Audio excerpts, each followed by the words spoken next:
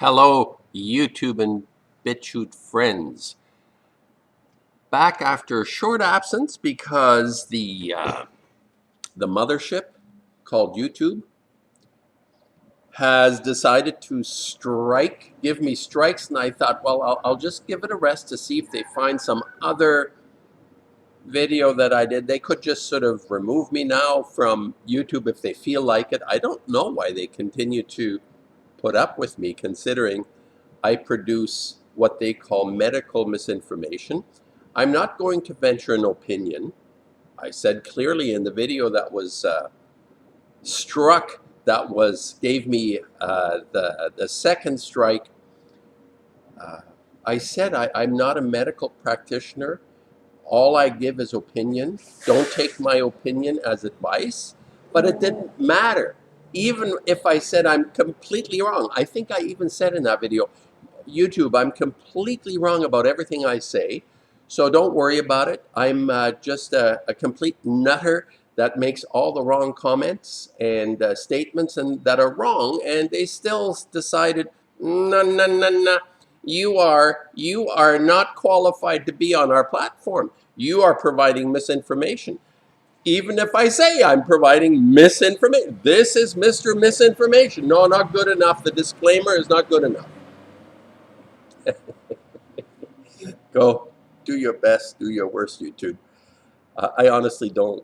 It doesn't matter to me. I've spent, I think first I came on YouTube in 2009, and I've evolved. I've developed since then. I realized I was a lot less thoughtful, mindful about the things that I was producing. I was influenced by other YouTubers who were rather vulgar and excessive, and I went through a period of excess in my videos, although they weren't as, like, looking back, I look back, I have over 1,000 videos, I look back, it's not a big deal, but anyway, the world is very sensitive today. We know that everything is about being sensitive and sensitivity, and what happens when people get really sensitive, they also acquire a level of stupidity.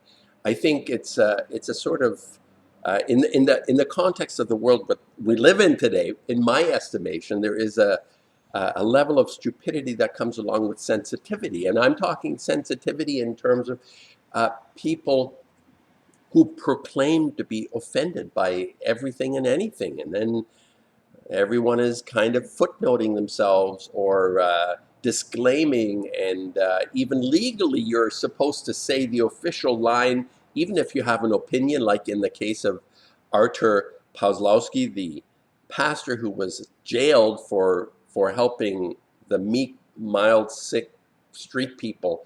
He was jailed for 50 some days because they didn't like the fact that he hobnobbed with people and helped them, I guess. He had an opinion, he had ideas. We're not free to have the ideas anymore because people are very sensitive. Remember, your opinion is going to offend someone, and that person may become apoplectic. They may actually go into hiding, and God forbid, they may do things to themselves because they're so upset with what you think. You're a threat, you're a danger if you think certain things. Stop thinking certain things, people. So YouTube, I disclaimed, I'm not an expert on anything. So whatever I say is just a bunch of wind noise coming out of my pie hole. So YouTube, just ignore this video I've disclaimed. So my thoughts today, after a brief absence, I'd like to just mention something. Most people know this. In fact, it's likely that there is nothing that has not been expressed. In other words, over history, whatever history you align yourself with, whether it's a 6,000-year thing or a million-year thing or a few hundred-year thing, whatever, within this concept of things having happened before, it's likely that every idea, every thought has been expressed in some version or another. Originality, especially as a creative individual, an artist, a painter who I am, originality does have its quality it creates a level of excitement in me to imagine something that might be original. And I'm not entirely closed to the idea of originality, although it is rare. It is extremely rare. What is not rare, what passes as originality quite often, are idiosyncrasies. Idiosyncrasies such as, well, I can talk for hours in terms of the art world these days that is basically overloaded with people expressing idiosyncrasies. Idio being a fundamental aspect of that word, idiosyncrasy. So that is not originality, whatever you might think. Oh, I've never seen a pile of shit on the floor with dandelions sticking out of it. Well, you probably have. Dogs are all over the place and dandelions grow out of shit. Yeah, but the point is that there are things that you can do that seem so outrageous and ridiculous that someone might say, oh, that's never been done. Well, for good reason, because it's stupid. Anyway, this is not for stupid people, this video. It may, YouTube is encouraging videos for stupid people. This is one of the collateral damages that by censorship, what you do is you create an entire network of communication for really retarded, stupid types. And those are not the people that listen to me. The few views, I keep referring to the few views, but I'm not the only one. People that seem to make sense get very few views. So I attach myself to those who get few views. I take it as a badge of honor, getting few views. It's a badge of honor. So today I wanted to briefly comment on what has been going around now with a lot of Armageddon types out there. And I'm gonna call this the cycle of bloodletting in humanity, which is nothing new. I mean, if you look at the last 100 years or less than that, maybe 70, 80 years after World War II, there have been more wars during this brief period of about 75, 80 years since World War II than in the entire, this is hard to imagine, the entire history, recorded history. There have been more wars, skirmishes, people pissed off with each other in a kind of war sense, national country kind of thing. More conflicts, police actions, more long sustained wars. Like, I mean, the Americans are the poster child for fighting more wars than any other nation in the history of nations, and even spending, how long were they in Afghanistan? And I'm sure they still have their tentacles in Afghanistan, and all the little peons aligning themselves with this warmongering nation are also involved. But this comes to my bloodletting idea. The bloodletting of humanity is a cycle. It's a cycle that happens, and in the sense that the last 80 years are part of this bloodletting. There has been people who are still wondering, oh, it's going to be a nuclear war. Calm yourselves. Calm yourselves.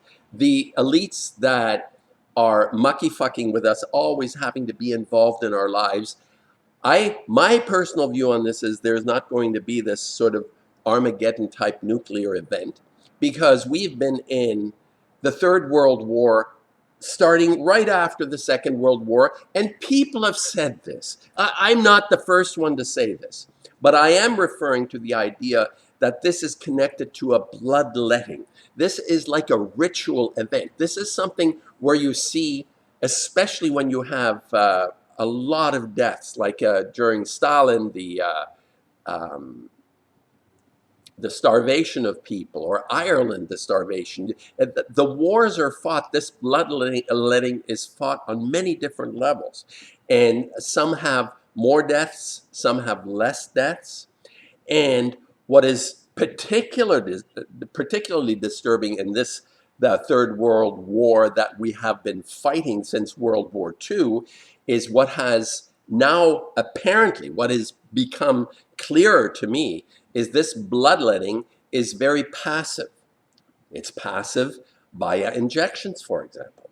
Now, the injections have been issued in great numbers to especially young souls, when they say, oh, be afraid. The truth community is saying rightfully about these injections that they're not very prudent. You must inform yourself and consent after you're informed, especially on children that are 6 months old. Now, I don't know why people are in an uproar about this injection for children 6 months old. If you research the number of injections babies have by the time they're, I think, 18 months or 2 years, they've had like 20, 16, 20 injections. And by the time they're teenagers, it's up to 60 or 65 injections. So all the people that are saying, oh, don't inject, why? What's the big deal? Parents, you've already given, most parents, 99 out of 100 parents, have permitted their children to be injected on such a scale. It's unconscionable. It's part of the bloodletting. That's what I say. The bloodletting, that is a systematic, it's a cycling of people through the system. And curiously, you say to yourself, well, we have 8 billion people, so it can't be that bad. Well, what is bad is the numbers that are falling at the wayside without being recognized as fallen heroes. All those children that are injected, the people that are sacrificed. For what? For whom? Who are these? Who are these medieval plague mask types running around making sure that there is a continuous level of bloodletting going on? And sometimes it gets worse. Sometimes it's we get a little reprieve, like in the 50s, I think, when my father worked, he could support the family, but all that's off the table now too, because economically there's obviously this is another major tool in the arsenal of the hyenas who like to mucky fuck with us. They got nothing better to do than to really screw us up all the time. What kind of a pastime? I have great pleasure and satisfaction in discovering things about myself. But these mucky fucks seem to go to, the only satisfaction they get is that they get satisfaction in the suffering of others. This is the nature that is behind this bloodletting, because this group of people among us who continuously have to mucky fuck with us, who have to be in our business, and I'm not talking about society functioning well under certain rules and regulations. If a neighbor is really psychopathic, unruly, you can still rely in a civil society on people saying, look, you're being a psychopath, you're being stupid, stop what you're doing. I'm not talking about that. I'm talking about the behavior, the level of behavior that is totally out of control when there is a law for you clipping your fingernails. So this I think, I was reflecting on this, has the last 2.5 years especially, the idea of bloodletting has escalated into a level of passive, what I would say is it's not passive at all, but it appears more as a passive intervention compared to atom bombs blowing up, or whatever the blowing up kind of thing, blowed up real good situation is. This has morphed, transitioned into a more passive approach, which may very well be a lot more effective, because there is now, as I am not shocked or surprised, there is more evidence coming out that injections cause what, well, it's not recognized. Again, YouTube, I'm not making a claim here. I'm just saying that certain injections seem to be causing side effects in a lot of people. This is not something that I'm claiming. This comes out of official channels, those people that keep track of and supposedly have to keep track whenever you introduce what in Canada now has been referred to by one of the main health practitioners as a therapeutic. There's a huge difference between a therapeutic and an injection. However, we are now told this has been a therapeutic with its risks. But people just are supposed to go along with things, because you don't want to ruffle the feathers of the hyenas that are mucking with us, because they don't like being exposed, and they like us being just going into that good night and adjusting our bloodletting tubes and just accepting up the rear end. All right, so my point today, in a synopsis kind of way, what I'm trying again to give a context in my mind, what's happening, and with all the good people making analysis and talking, yeah, blah, blah, blah. You can analyze and analyze until you're blue in the face and be so correct about everything. But in essence, the large picture is that we always go through these cycles. And the only antidote to the cycle, to stop the cycle, which I'm not historically that well, I'm not that familiar with when the cycle was being able to be stopped, maybe for a short period of time. I mean, if you look at recorded history, I looked into this over 6,000 years. Cumulatively, there have only been 270 some years of total peace and calm on Earth. Out of 6,000 years, cumulatively, have been only 270 some years of calm without conflict. So that says a lot about, not about people, it says about who runs the show, because all these bloodletting events called wars are initiated by someone who sits in their bunker or in their high throne, away from things most of the time, and is kind of chuckling at the suffering. This is unfortunately the nature, and we as human beings seem to have a very myopic view of ourselves, or the inability to recognize when we're being badly treated. And people can proclaim bad treatment because I'm very sensitive now and I'm being treated badly because I'm with a minority, or I'm this or I'm that. You know who I'm talking about. And if you're anything, if you're white, you're, yeah, people talk about the fact that, what is that, critical race theory idea? All these things, I'm actually familiar with some of that stuff, enough to comment about it. So that segment of humanity is continuously going to uh, interject themselves and muddy the waters about sensitivity. There is true sensitivity. There is true caring. There is true love in humanity, which is why I think things have been actually going on and we have 8 billion people. But the unfortunate part of this humanity is that we go through these cycles. And I'm optimistic that there will be at some point a recognition of this bloodletting going on. And of course, I don't know, does anybody know does bloodletting actually work? It may work. It might be a bad example. But on the whole, I think we have eclipsed the idea of draining yourself. Maybe there's one illness that benefits from bloodletting. But let's say there's, as Durnford refers to, 1,800 illnesses. There might be one that benefits from bloodletting. So you don't want to bloodlet unless you just have that one disease, that one problem. So the significance, or the context, let's say, of my comment is that what stops this cycle of bloodletting?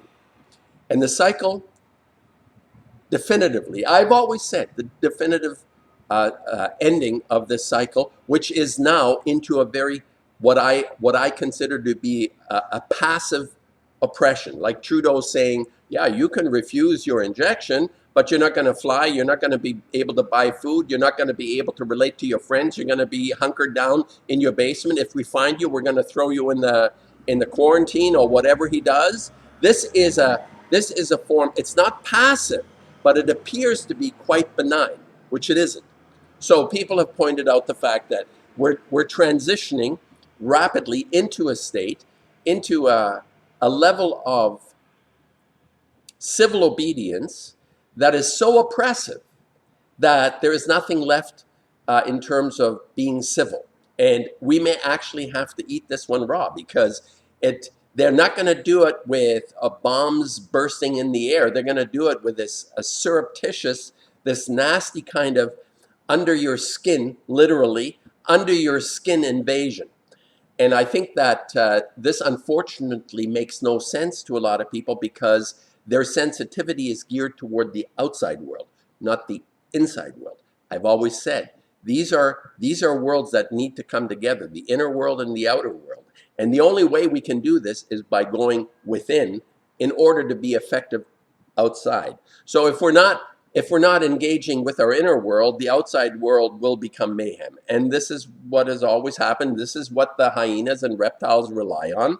The bastards who run the show, they need to keep us focused on the outside. Everybody has talked about this. It's so obvious. But what is the antidote? I'm looking for people to talk about, what is it that, besides your analysis of how brilliant you are with your understanding of truth in the world out there, what are you offering?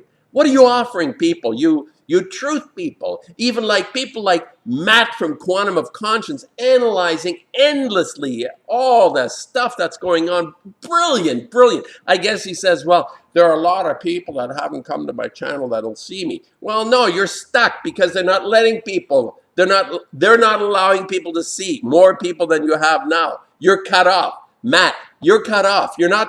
No one gives a shit anymore of all your insights because no new people are coming. And the ones that know, you're preaching to the choir. And it's beautiful. You're doing beautiful analysis. Why do I pick on him? He's sort of like my poster child of people that get it, but are stuck in a loop. They won't admit it, but they're stuck in a loop, repeating the things and clarifying and understanding a little bit more, a little bit more. It's like adding a little bit more sugar to your whipped cream. So what's the solution? I commented. I said to him, it's something that he even refers to about the inner world. He understands this, but he has a very quirky notion about eternity. He separates eternity. In other words, our calling, the thing that'll change the world. He separates that from eternity, and you can't do that. He says, I'd like to get out of here and never come back again. It's very Buddhist, right? It's like reincarnation. I don't want to be in the cycle, the bloodletting cycle anymore. It makes sense. It makes sense. And no one really knows because I say, no one knows because as far as my information, no one has ever come back. So whatever, if there is a cycle of return, this philosophy, if that in fact is a philosophy that makes sense to people, it doesn't make sense to me, but there is a version of eternity that applies to our day-to-day life, meaning that you take your inner world seriously. And the inner world has nothing to do, totally, completely separate from the outer world in a certain way. That reminds me of the Last Supper idea, where Jesus is supposedly he's being a cannibal, offering his flesh and blood to his disciple, and he says, "Eat the meat, drink the blood." And people sort of say, "Oh, we got to do a ritual of bloodletting eating and all that." And really, the only thing that means is what the parable. I don't know why he made it so difficult to understand for people, but the idea behind that, eat my body, eat my flesh, drink my blood, is that there is no separation between matter, energy, thought, spirit. They're all one thing. You cannot separate those. They're all one aspect of our existence. You cannot separate the real world, the matter world, from the spiritual thought world. It's all one thing. But there is a way, I have concluded, there is a way of actually engaging with this otherness, what I would consider the inner world, to affect that world. This is the Jesus story. This is what I take away from it, that there is no separation. So if I actually deal with that inner world, the outer world will become what it needs to be, because there's no separation. Last Supper, check it out, people. Anybody that doesn't know the metaphor of the Last Supper, yeah, they treat it as like, oh no, you sat around a table and they broke bread and ate. Yeah, maybe they did, but the idea behind it is very profound, as far as I'm concerned. And many authors have dealt with this whole thing. Evil authors, the Aleister Crowley types, they knew this, but they were all about how to affect the world out there, not their inner world. Or even somebody like Jane Roberts, who was a medium for what Seth, the spirit, Seth, interesting, called it Seth. That's one of the sons of, what is it, Adam and Eve or whatever. Yeah, again, biblical. So this woman talked about the fact that as well, matter energy is interchangeable, and there's like this spirit coming in her. Maybe it's true. I don't know. So yeah, the cycle of bloodletting is at a fever pitch now, and people who are looking for bombs to drop, I'm going to have to disappoint you. It's a lot worse than that. I don't know if I should say worse, because if you think of Nagasaki and the explosions and all the carnage, and Dresden and the fire bombs, and that's horrible. It's terrible. But what is more terrible, difficult to comprehend about this bloodletting is that it's under your skin.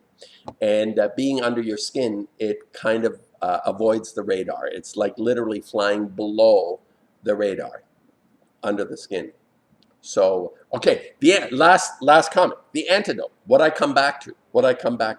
The only way that we can stop the bastards, some advocate very violent action. I'm not part of violent action, but I would say that round them up and drop them on an island or something like that. Yeah, when we identify people, don't do the nasty guillotine stuff like the French did. No, it doesn't work, because the old boss and new boss end up the same.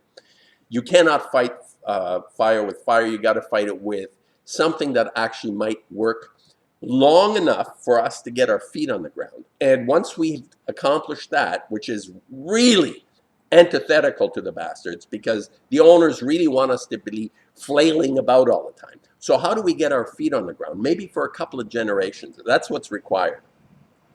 And that is to transition from that outer world to the inner world, which is fundamentally the highest quality of that inner world that I have identified. And many people in their art everywhere have talked about it, the love principle. But that is difficult for some to understand. What is more easily understood, as far as I'm concerned, is to care for something, someone. Your animal, you love your animals. I prefer you care for people. I try as best I can to care for people, even that are difficult to care about. I'm making an effort. And I think this is the ultimate antidote, and to use what I always call our conscience to give us guidance. And I think everyone, unless you're a psychopath, you have a conscience. And your conscience will tell you, at least make you question whether something is right or wrong. And you may not get the answer right away. You may have to rely on others to give you I rely on others to give me indications and direction. But I know through my own conscience that when something sounds right and when something doesn't sound right. So that is the antidote. And if we can establish a sort of percentage, a high percentage of human beings that will deny the manipulation of us through the bastards, the tools that are available to this. I sometimes have a hard time conceiving what this cabal might be, like how it exists. And I don't actually think it exists as an organized group.